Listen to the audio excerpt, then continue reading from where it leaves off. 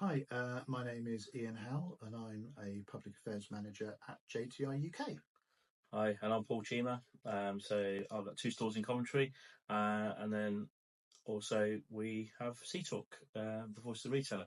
So today we've had a great day in Coventry. So firstly, I want to thank yourself and Tim from Clarion Communications for bringing this together.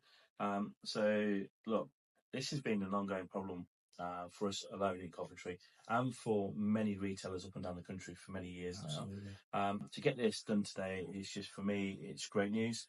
For what we've done this morning collectively between us. A little black bag is really their trait of, putting the tobacco in it was such. So what did you get done? Vape and a cheap amber leaf. So we got cheap amber leaf. How much were it? £5 amber leaf and a 15,000 puff rate for £13. In excess of about 40 evidence bags by the time we finished. Okay. They're obviously selling counterfeit as counterfeit, so they're not trying to disguise the fact that it's £4. It's sold counterfeit as counterfeit. In this tobacco pouch is exactly the same pack of tobacco what you would get in a counterfeit Golden Virginia or any other brand. Yeah. It's just wrapped in a different wrapping. Okay. So £4. People will travel from other parts of Coventry to come to these shops to get this stuff, right? Because why wouldn't they? Absolutely. And you can see from the seizure of the bags here on the table, I mean, this is costing retailers so much money, not just in tobacco sales, but in category sales as well. But also you've got the health element of this as well, of how harmful some of these products are. None of these products are regulated. You don't know what's in these products, and you see these vape products that are out there. I mean, there's some stupid stuff here with the vapes that I've never seen in my store or through my wholesalers. Yeah. I mean, through the work that you've been doing, what do you think about what all this is in front of us? I mean, even I'm slightly gobsmacked by what's been achieved over the last few days by our test purchasers. I mean, I know that we have had success in Coventry before, if success is the right word. And so, yeah, this is pretty gobsmacking, I think. And it's what we are seeing across the country generally through our survey work, through the experiences of our sales forces, that illicit trade and non-domestic sales, be it tobacco or non-compliant vapes, they're all on the increase. And that's been apparent since sort of the middle of last year, and it's skyrocketed since then. So this is a big concern. I mean, you can see from today, I mean, this is one of your brands. Unbelief, and most of these products have got Unbelief in there. And I was shocked that you can walk into a store quite blatantly and get a product of 50 grams of tobacco for £5. Even today, one of the shops has sold it for £4. And that is just, it's crazy in my view, how you can blatantly walk into a store and get this product. Now, the bigger concern for me out of this is trading standards in Coventry. I've been trying for so long now to get this done. From the great work of yourself and JTI and from Clarion, we managed to do this today. So, I'm really proud of the effort that you guys have actually done in coming to Coventry to do this.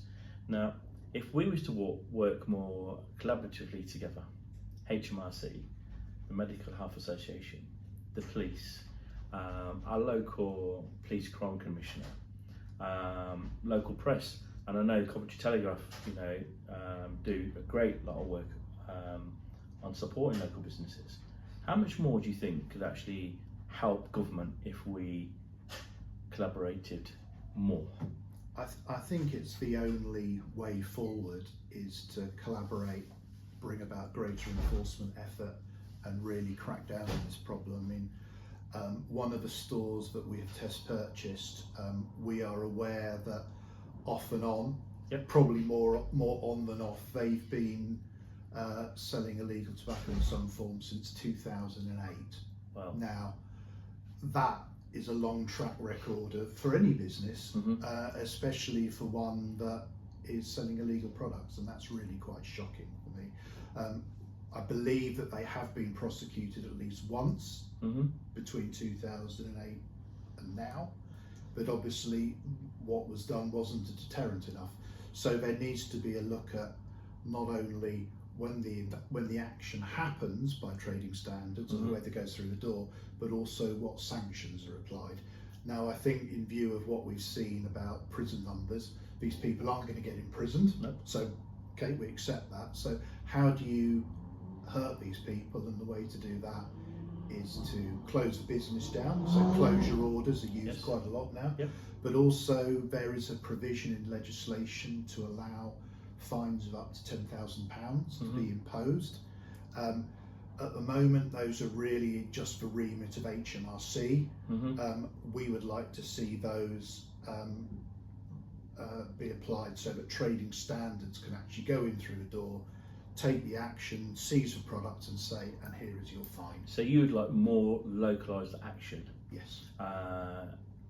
Being able to be delivered? Yeah. To support the good quality convenience stores up and down the country, Absolutely. right? Absolutely. Because, I mean, throughout today's conversation and what we've been talking about, I mean, is this now that widespread that retailer A now thinks they're getting away with it, and why can't I do it? It's quick money.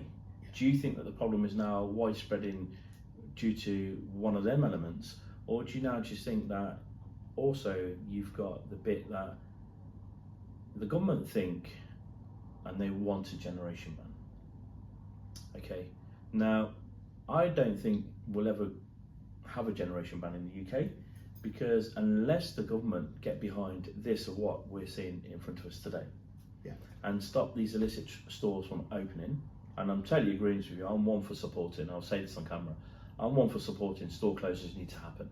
Licenses need to be taken away from stores that are doing illicit trade. It is affecting the good of what we're about, local community convenience stores. Now, generation ban comes in. Little Timmy, who's not allowed to buy tobacco even though he's 19, yeah, he's only going to go to the dark side and buy this tobacco for £4 or £5. 50 gram hand rolling tobacco, I believe, cost £4. And I hear say 15k corporate vape cost £15. It's not just tobacco, it's cigarettes as well, right? Yeah, absolutely. Okay, now the problem's going to be there forever and ever more until the right resources are done to solve the right problem first. Yes. That's my view. I would completely agree with that. It's just, in a way, what's the point of creating another problem on top of one you already are finding extremely difficult to tackle?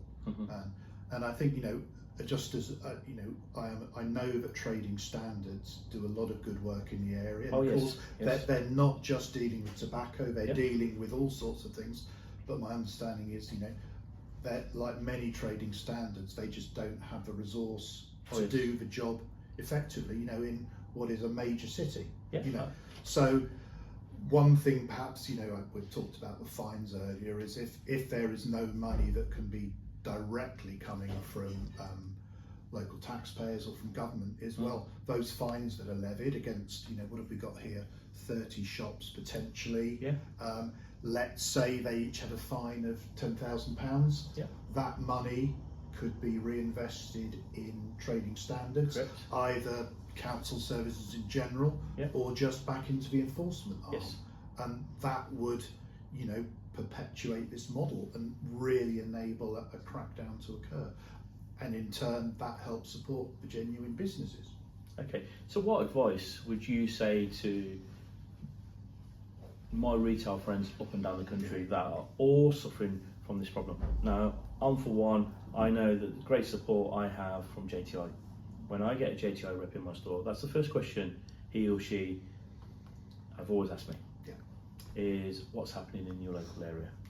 I'm not one that's shy. I always tell them that, the store over the road from me was selling illicit tobacco. And I know that's a great route for reporting. If you can't get the routing with your local police, because maybe it's not on their agenda at the moment, or trading standards, and poor trading standards in Coventry that time was Andy, there's 2 people in Coventry. But I know if we were to report it back into our supply field, which is yourselves, it helps, right?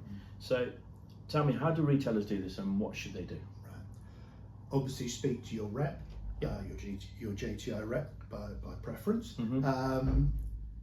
But also, if you see it happening and you know it's happening, you do actually have to report it as well. You can't always rely on other people to do it or think it's not my problem.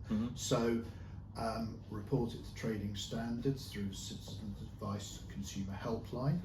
There's also the HMRC Fraud Hotline, and also there is Crimestoppers as well. So there are 3 avenues there.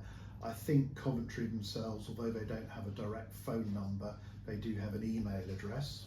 So there are avenues there, and I would say if you report it 1 month and nothing seems to happen, don't, obviously that's, it would be great if boots could go through the door. That's not going to happen. It's true. But keep the momentum up. If something hasn't happened in 2 months, report again and keep the pressure up. And I think, it's almost building a track record of what you've done to notify. And then I think particularly with, a new batch of MPs coming into Parliament, particularly if they are pressing ahead with the gen ban, they must be concerned about issues like this. And this is something to, you've got several topics. There's the government's agenda, as you say you want this to happen, but you've got all this illicit trade. So not only is that a problem for your policy, but it's a problem for my business. And you as a local MP are meant to be representing me. And I, and it's not easy. I'm not going to pretend, that it's going to, we're going to wave the magic wand and the problem's going to be solved. It's going to take a lot of hard effort, and it's going to be frustrating, because I know it already is, because believe it or not, I've been looking at illicit trade in tobacco and this for almost 30 years now. So, I wouldn't say, I was here at the start of a problem developing. I'm not the cause of it, just to stress. But, I've seen it, it's become ingrained to a large degree. The fact that, you've got 30 shops in Coventry who are openly selling tobacco to people who come into the shop, who aren't locals, they're not regulars, they are cold callers effectively, who've just gone in and said, have you got any cheap fags? Have you got any cheap tobacco? Have you got any large vapes? It's not furtive, it's not some sort of secret code. It's open, unfortunately. But I think there's a piece in here where maybe retailers start clubbing together and sharing intel with each other as well, to help each other. Because I think, sometimes, I said it earlier, retailers are afraid to report just in case something comes back to them, right? But it's somehow, government can make it easier for retailers. This is what you need to do, and maybe there's a 5-point plan or whatever. But this is passionate to me. I'm a big supporter of stopping illicit trade within our stores. Absolutely. Okay, it's given us a bad name, and we don't want that. But we need to stop it, and we need to stop it now. I mean, this is costing. It must be costing billions to the industry. Revenue Customs most recent figure is 2.2 billion in tax revenue. We think that's a very conservative estimate with a small c. We think it's much higher than that. At the moment, we think that in the last sort of survey we run, almost 50% of hand-rolling tobacco smoked in the UK is now not UK duty paid. So that's a mixture of illegal products. It's a little bit higher at the moment because people have come back from holidays. But that gives you a scale of a problem. So if you're seeing sales of hand-rolling tobacco decline at the moment, that would be part of the reason. And do you reckon this problem now has got bigger than narcotics? So we've done some analysis of data from the Office for National Statistics, who, as you imagine, look at all sorts of spending by consumers and all sorts of things. They do an analysis of what's spent on tobacco. Their figure includes what's spent on illegal and legal tobacco. They don't provide a split. So we've looked at our own estimates to see what's spent on legal tobacco. We deduct one from the other, and for last year that implied an illegal market spend of just over £5 billion spent on illegal tobacco, and that's almost double what the ONS said was spent on narcotics, which of course is by definition totally illegal. So look, I mean, if we don't come together as a whole, as an industry, whether you're a retailer, whether you're a wholesaler or a manufacturer, or even the enforcements that are supposed to be doing good for this country, they will come to a point where there'll be store closures, there will be job losses in our industry. 9 out of 10 times, the local convenience stores is that focal point for that community. It's the only place where someone might have that point in conversation in their day. And these convenience stores are needed in local communities. And unfortunately, they will go if this problem keeps continuing to... it's a real risk. Yeah. So look, I think there's a big important message out there to Keir Starmer and your team. Please, please, please get behind this problem. It's not a problem that's going away, but I think you need to get behind it. I think you need to put the resources into the right areas to support the local councils, to give them the resources to bring this to a stop. You're not only affecting livelihoods, you're affecting the health risk also of consumers up and down the country, because as much as this might be a key driver to go and buy a pack of tobacco for £4, it's actually damaging their health. And let's park generation ban for today and let's tackle the problem that's in front of us.